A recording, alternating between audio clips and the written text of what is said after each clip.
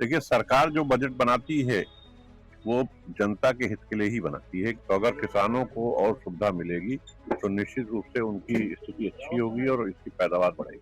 आर्थिक समस्याएं हैं, उनका निराकरण की दिशा में ये बजट बहुत अच्छा सिद्ध होगा और व्यापारियों के हित में और आम जनता के हित में बहुत बढ़िया सुंदर बजट है। आखिरी छोर पर बैठा हुआ व्यक्ति है, उसको अवश्य लाभ मिलना चाहिए, तभी सरकार की प्राथमिकताएं पूरी होती हैं।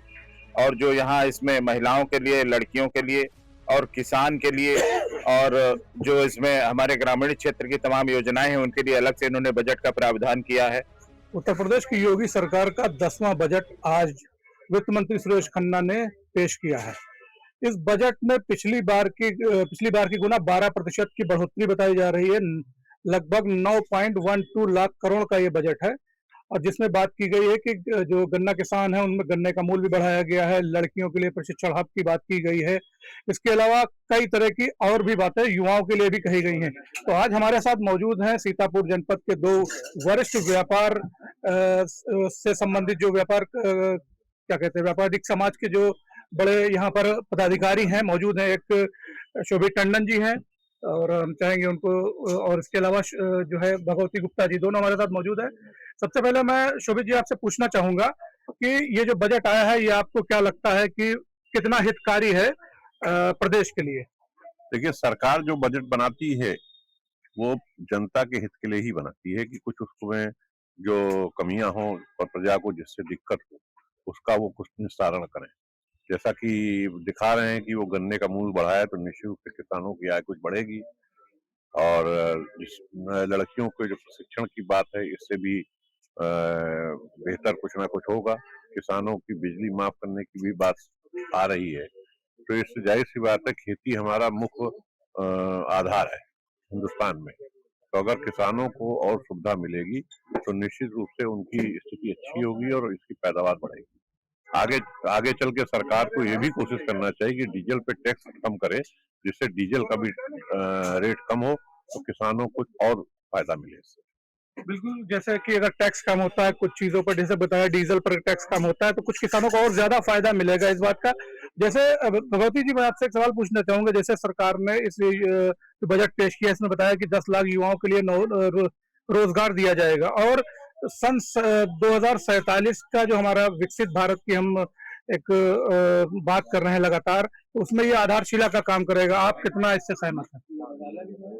जो 1 ट्रिलियन इकोनॉमी की बात हमारे प्रदेश सरकार के मुखिया योगी आदित्यनाथ जी कर रहे हैं, उसी की दिशा में ये लोक लुभावन बजट है, जिसमें युवाओं के लिए तमाम रोजगार के भी अवसर हैं और हमारे तमाम जो औद्योगिक क्षेत्र हैं, एमएसएमई जो हमारी इकाइयां हैं, उनको सशक्तिकरण की दिशा में इसमें कार्य किया गया है।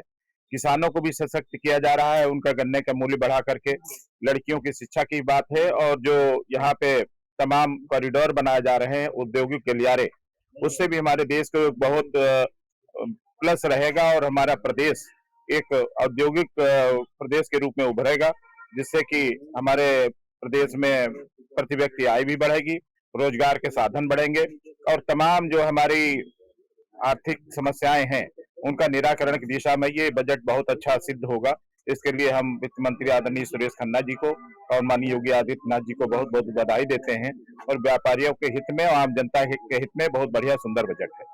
शोभित जी, एक सवाल और है कि जिस तरह के जो बजट आया है, तो इसमें आपको क्या लगता है कि इसमें जो एक तो महिलाओं के लिए जो चीजें होनी चाहिए, क्या आपको लगता है सारी चीजें समाहित है उसमें?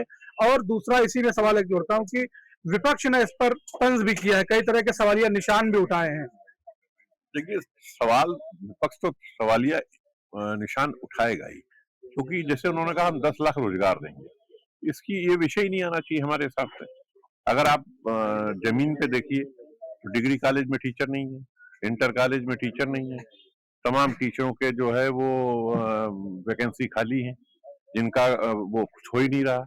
तो अगर सामान्य रूप से कोई भी सरकार आए, हम इस सरकार की बात नहीं, कोई आलोचना की बात नहीं, जो भी सरकार आती है, जो सर्विस का सिस्टम है, अगर वो उसको अडॉप्ट किए रहे, तो लोगों को स्वतः रोजगार मिलते रहेंगे, रोजगार पाते रहेंगे।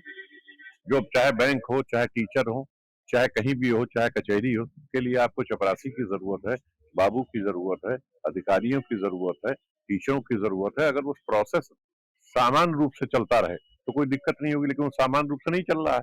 तो जिसकी रोजगार की बात आ रही, कोई भी सरकार हो, अगर एक प्रोसेस जो सरकार ने अपना खुद बना रखा है कि किस तरह हम नौकरी मिलेगी, तो वो सिस्टम अगर वो 80% भी अडाप्ट कर लें या 50% भी अडाप्ट कर लें, तो कुछ ना कुछ बच्चों को नौकरी मिलती रहेगी, रोजगार मिलता रहेगा।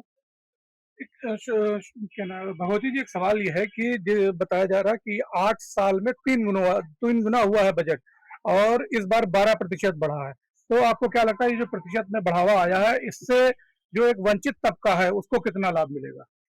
जो आखिरी छोर पे बैठा हुआ व्यक्ति है उसको अवश्य लाभ मिलना चाहिए, तभी सरकार की प्राथमिकताएं पूरी होती हैं। और जो यहाँ इसमें महिलाओं के लिए, लड़कियों के लिए और किसान के लिए और जो इसमें हमारे ग्रामीण क्षेत्र की तमाम योजनाएं हैं उनके लिए अलग से इन्होंने बजट का प्रावधान किया है। तमाम धार्मिक स्थलों में पर्यटन के लिए भी इन्होंने अलग से व्यवस्था की है। इसके लिए निश्चित ही मान के चलते हैं कि हमारे प्रदेश के लिए एक बहुत विकास करक ये बजट साबित होगा और जिससे कि निश्चित ही हमारा प्रदेश उन्नति की ओर अग्रसर होगा, ऐसा मेरा मानना है। देखिए, जैसे कि दोनों व्यापारी समाज के दोनों ही लोगों से हमने बात की और दोनों लोगों ने ये एक लगभग मिलती-जुलती बात की है कि अगर समाज के जो निचले स्तर तक का आदमी है, वहाँ तक ये बजट अपनी पहुँच बनाता है और सभी को कहीं न कहीं, किसी न किसी रूप में उसका लाभ मिलता है, लाभान्वित होते हैं सभी लोग। तो ये बजट ज़रूर लोगों के लिए, प्रदेश के लोगों के लिए लाभकारी साबित होगा। सीतापुर से समाचार प्लस।